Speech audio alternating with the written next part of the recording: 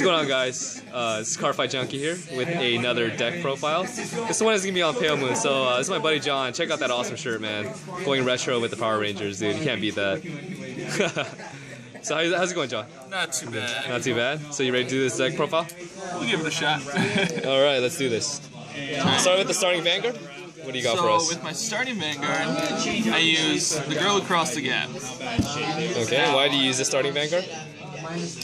How many turns is that? Honestly, with the new one that just came out in the new set, she's not too bad, but I still think she's probably the best choice, just because I can counterblast one and then pull anything from my soul, which starting out, for example, if I ride my grade 2 Elephant Juggler, and my grade 1 that I rode was Purple Trapezist, I can just chain and hit a lot with Elephant Juggler and Soul Charge.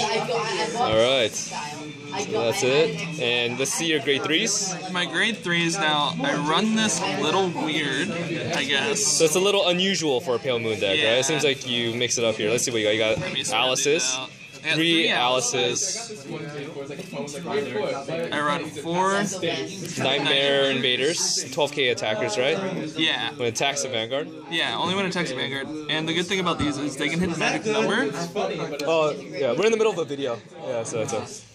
The magic number is 21 with this guy, with Turquoise Beast Tamer. As long as you have Crimson Beast Tamer in the soul. Okay.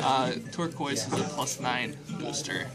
And then the main card of the deck Cerberus. Sarah. Dude, I hate playing against Sarah. Yeah, she's a scary card, and because of her, you can see that I run a lot of grade 3s. But with Sarah, obviously, when you drive check a grade 3, you can put a grade 3 into the soul and grab something else from the soul. Yeah. So realistically, I have 20 plus, it's like 25 or 26 drive checks, or triggers, sorry, if you include the actual 16 triggers.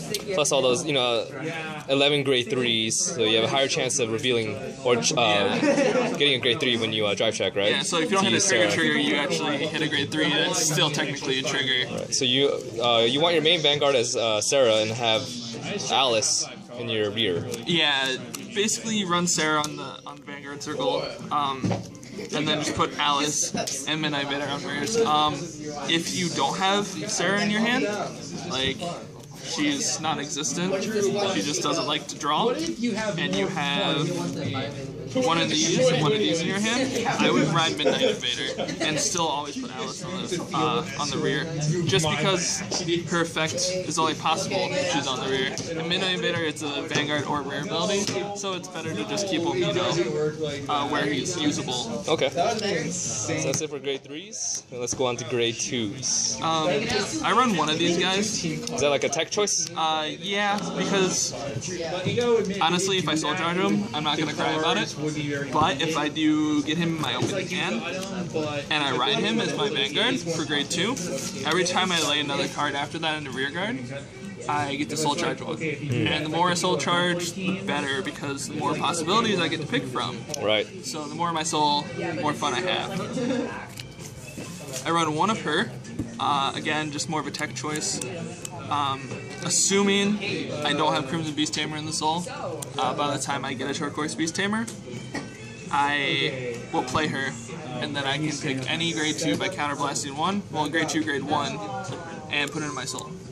She's also good if you do have Crimson Beast Tamer in your soul, you can counterblast one, play her, use her ability, and put a Turquoise Beast Tamer in the soul. And if you still have a girl across the gap, Yep. you can counterblast another one and put the Turquoise behind your Vanguard, and then your Vanguard has a 9k booster. Okay. Good stuff, good stuff. And then I run 2 Crimson Beast Tamers. So you want to get those in your soul? Yeah, I only have 2 at the moment, and if I had more, I would probably run them. I don't think I would run 4 for her, but I would probably run 3 if I had one more. So who would you take out to put a third Beast Tamer in there? I would probably take out one of these guys, because right now I'm running 3 Mirror Demons. Okay. And I can definitely afford to take 1 Mirror Demon out to put another Beast Tamer. Okay, so that's another option that you guys can do here. The thing about Mirror Demon though is he's a really good soul swapper. Obviously, the common combo is Alice Mirror Demon back and forth. But in my deck, I actually kind of use him to grab a lot of different things. Like for example, hit with him, grab whatever grade 3s in my graveyard for Sarah, or in my soul. Alright, so you run the 10k vanillas? 3? Yeah, I run 3 of them. They're pretty good card. I looked bent, it was the sleeve. But yeah, 10k vanillas, obviously, if you have to ride it, you have to ride it. For me, I don't personally ride them, just because I rather ride Elephant Juggler or Crimson Beast Tamer, which I end up getting one of these 2 in my opening hand, or at least when I get a grade 2. But never ride Mirror Demon, ever. Unless okay. you absolutely have to. Just like Perfect Guards. Only when you have to. So that's 10 grade 2s. Yeah. And then your grade 1 lineup? Let's see here. So I run 2 Midnight Bunnies. Some people run more. I only like 2. She's a good card to put behind Alice. Like if you don't have Sarah on the field, or if you have 2 grade 3s and you can swap Alice out, if you have the capability, and Midnight Bunnies behind Alice, you can actually swap for a whole row by counterblasting 2. So you can get a new front guard and a new rear guard, back guard. Okay. And you can just have a full-on happy fun go time attack. I run 3 Purple Trapezist. I run her kind of for tech support.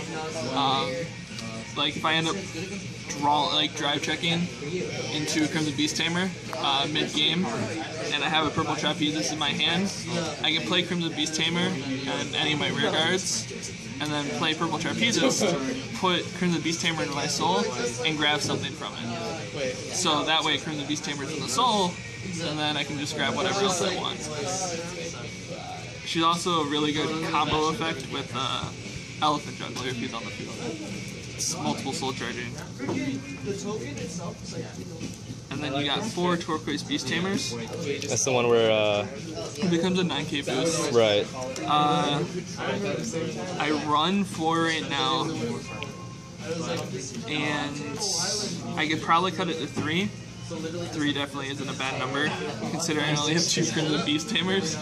But I only have. I'm running 4. And so far, I mean, you like it, right? It's yeah, not too bad. It's hard to explain, but it works well for me. However, if I had another Perfect Guard, I'd probably replace one of these for the Perfect Guard. Okay, so if you get a 4th one. Perfect. So for now, it's 3.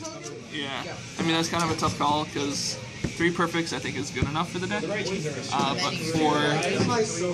over Turquoise would probably be worth it.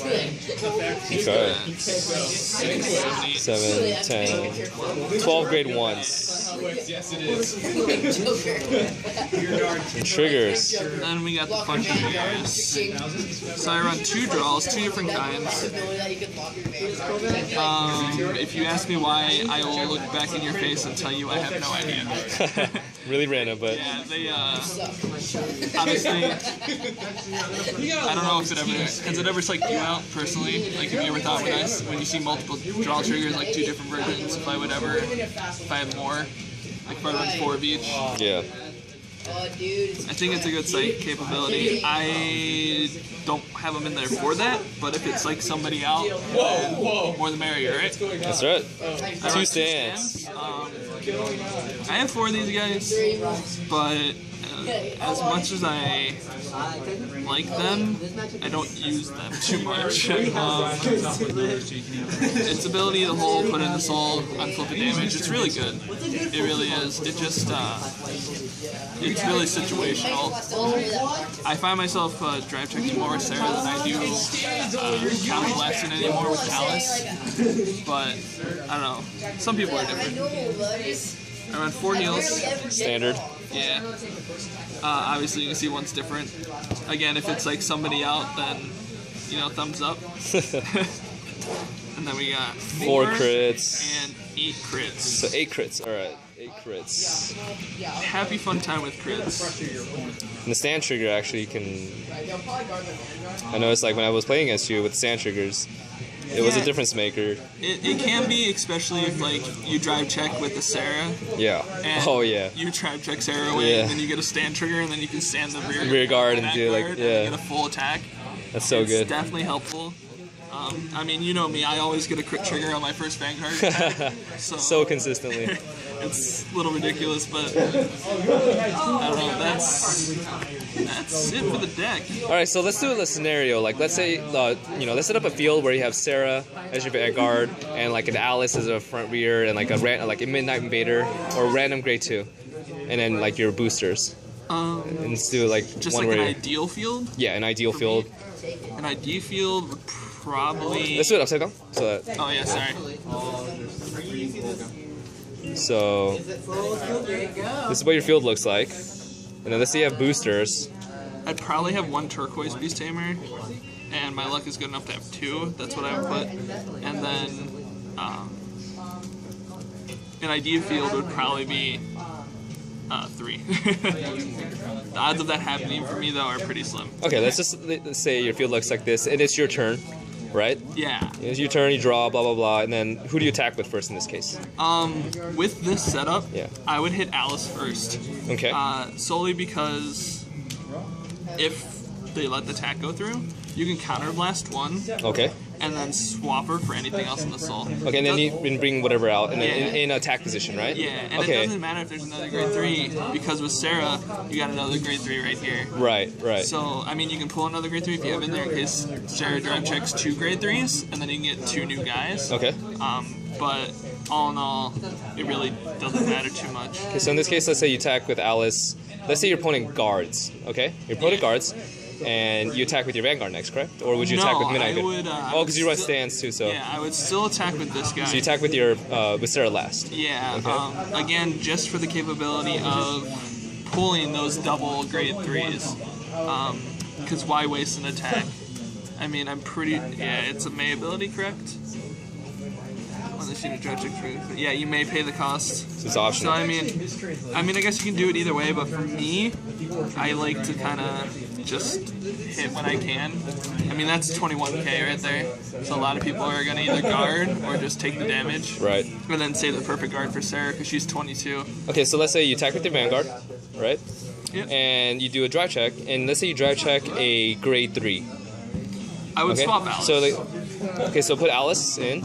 I would and in your soul, and then let's see, like if you had another good card that you can take from your soul, bring out to the rear guard. Ideally, you want to have these guys in your soul, Midnight Invaders, so that way you can just swap them out, because assuming that you hit damage and they didn't get a trigger to give power to their Vanguard's 10, you can attack with for 12. 10, Even for 12. against 11Ks too. Yeah, and that's the thing. Like if they have a standard 10k Vanguard, this guy isn't gonna matter too much. But if they run like Aqua Force, for example, Maelstrom's 11, so this guy really comes in handy because right, 12k attackers, so good in this format. And let's say your second check was a stand, right? So you bring Midnight Invader out. Stand Beast Tamer, give power to Beast Tamer or whoever, and this would attack for 18, 20, 25 again. Yeah. Just from a stand trigger and revealing, grade checking a 3. So. And again, I mean, multiple attacks. There's 25 trigger capabilities if you include the grade 3s, and if you exclude Sarah. So. I mean, that's half your deck. But just knowing that kind of mentally, it kind of puts you in a position of I can kind of just be full frontal about this and not worry about a thing. Okay. I do tend to take a lot of damage, and I do find myself guarding kind of early, because obviously when you ride these low-level Vanguards, you kind of get smacked, but it makes up for it in the end. And I mean, you've seen the power. Oh yeah, so, over and over. It's so annoying. So honestly, the only deck that I can only beat against this deck is Royal Paladins because I could use Blaster Blade to retire Alice and all that annoying cards. And you know, that's the thing. You knock the rear guards out to eliminate Sarah's ability, and it becomes a pain. Yeah, it really does. Because you find yourself guarding for your rear guards, and then they hit your Vanguard, and then they pull a crit trigger, and it's like game over. But you know, and that's why Silver Thorn Tamer, the other grade 3, it's good. If I had her, if I had 4 of her, I would think about running, but I don't know. I like Sarah. Sarah's fun. It's a lot of pressure. All right, John. So anything else you want to add to this? Any other things you want to mention before closing out this video? I mean, it'd be really cool if people started running this more. I don't see pale moons too often. Yeah, it's pretty rare now. I mean, Sarah or Silverthorn, both are really good, but I mean, whatever your guys' playstyles are. Okay. All right, thanks again for your time and doing a deck profile of your Pale Moons. No problem. Cardfight Junkie out.